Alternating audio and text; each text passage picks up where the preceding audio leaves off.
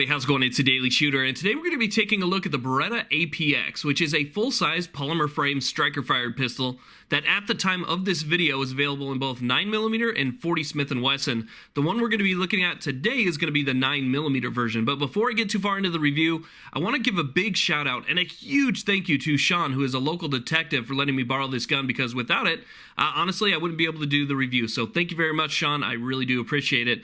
He got this over at Rick's Antelope Valley Pawn Shop, which is where I buy most of my pistols. So I want to give them a big shout out too, because they kind of helped me out. And these are going to be the first shots from this pistol. Okay, now we'll start by taking a look at what comes in the case, and it's actually a pretty decent case. It feels like it's going to protect the pistol pretty well. You get your standard cable lock, you have a couple interchangeable back straps, which is really nice, even though this already has, if you ask me, one of the most ergonomic grips that's on the market today, or at least that I've ever tried. Nonetheless, if it doesn't fit your either small or large hands, then it does come with a couple different interchangeable back straps. I actually like the one that's on the pistol right now. The first one you were just looking at there gives you a little bit extra palm swell, and the one you're looking at now is a little bit more refined, so it's a slight smaller, almost 1911-ish style grip angle to it, with a really nice texture. It's almost like a stippling. It feels really good in your hands, and it doesn't feel like it's going to slip at all. It also comes with this little loader right here to help you load the magazines. It comes with 17-round magazines. Unfortunately, I had to get the 10-round. But with the 17-round magazines, obviously you know the springs are going to be a little bit tight as you're getting up there past 10 rounds, and that's going to help you out. Also comes with a little cleaning kit here. You can see comes with your push rod, your brushes, and just about everything that you're going to need there.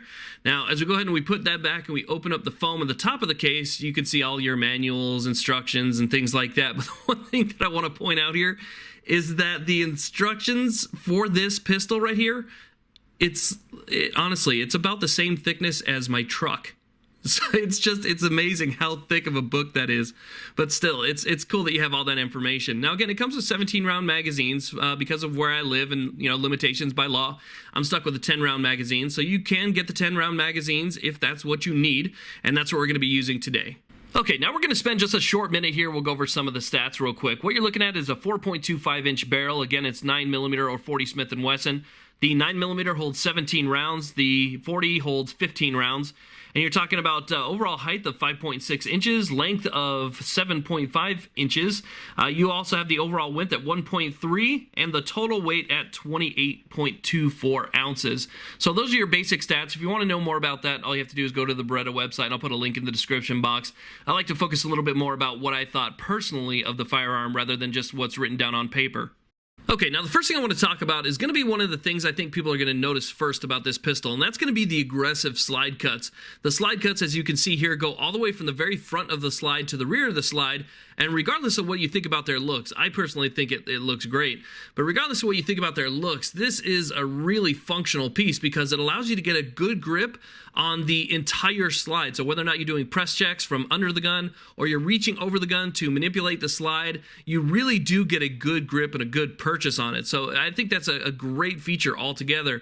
Now, another thing that I really liked about this pistol was the trigger. It has a 6-pound trigger. As you can see there, it does have a safety blade in the center and no external safety. So you have the safety blade right there, and that's pretty much it. But this trigger felt nice. Here we go with the very first shots from this pistol, just using standard Federal 150 grain 9mm, 115 grain 9mm.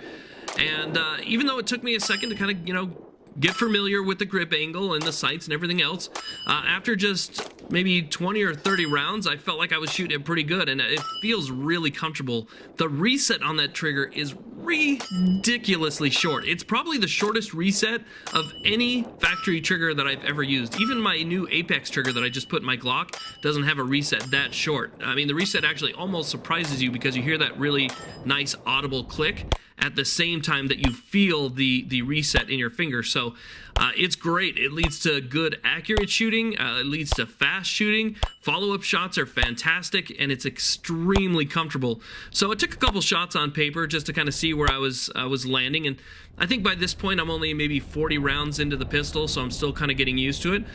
But it feels like my natural aim is pretty good. Obviously, I'm hitting center mass, which is what I really want. I'd like to bring my groups in a little bit more. I did have one flyer, but finding the sights was still really easy. Here is one thing where I'm just backing up really fast. I'm backing up downhill taking my shots at the target. And this is more of a tactical situation where, you know, you've engaged a threat, and now, you know, maybe you're backing away from the threat as you're shooting.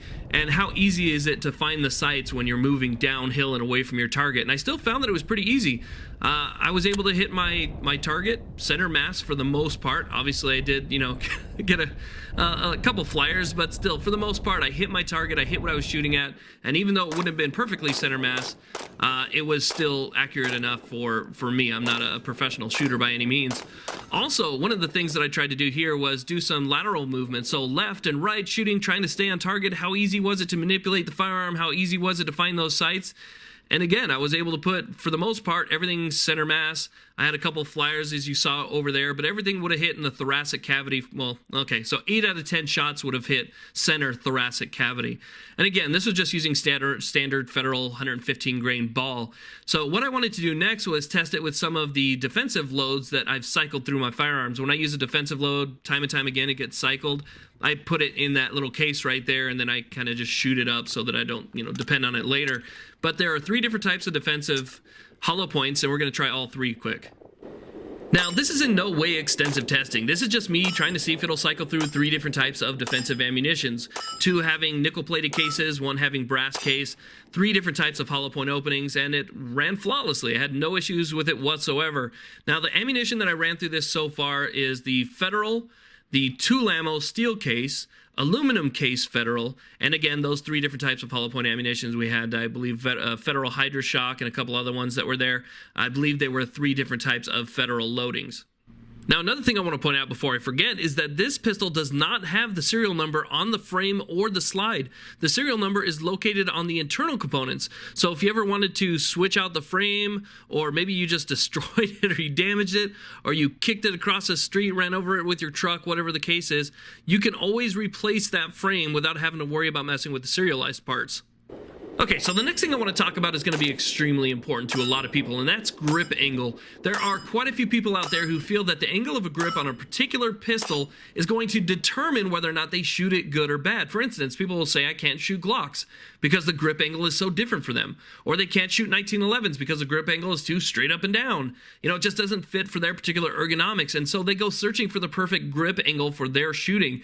And I think that Beretta probably just nailed it absolutely perfect with the APX, because it gives you kind of it's like almost in between a Glock and a Smith & Wesson grip. It has a kind of a small grip, so if you have medium or small hands, you get a nice good grip on it. Or if you have large hands and you add that back strap, it does give you a little bit more of a palm swell, which feels a little bit more Glockish, but at the same time being kind of narrow like a Smith & Wesson M&P. So it gives you that. It gives you kind of that center point between the M&P and the Glock. I mean, you'll see some of the design differences or some of the design similarities, even like the trigger guard, which looks very Glockish, if I could say that. But some of the other design aspects that look very M&P-ish. But what they did is, I think Beretta took a lot of the different design elements that are out there on the market today and put those all together to make a pistol that I think most people will like and be able to shoot good. And I think that's where the APX comes in handy. Some of the things that you may not have even noticed are that this actually has an ambidextrous slide stop. It has a reversible magazine release. The magazine release is really nice. It works really well. But the fact that that's ambidextrous and you have an ambidextrous slide stop means righties and lefties are going to be able to shoot this perfect. Plus, you have a standard 3-dot sight that sits in a dovetail, so you're going to be able to swap those out with night sights or whatever other sights you want that might be on the market. They look like a standard size dovetail, so you might be able to fit things aftermarket that weren't even meant for this particular pistol. Nonetheless, it is designed really well. It shoots really well. It feels fantastic in your hands. The sights are very nice, bright white, easy to find. The lockup is good. It feels very tight. Full-size duty pistol. This is going to be great. I have high hopes for the future of this particular pistol right here. Obviously, it hasn't been out enough to give like a long-term track record, but I'm sure people will come out with that, you know, as time goes by, and I would watch out for those videos. But what I can say as of right now is that, again, this seems like it's going to be a fantastic pistol and definitely something worth looking at. So I appreciate everybody watching. Thank you very much. Please like, subscribe. Have a great day.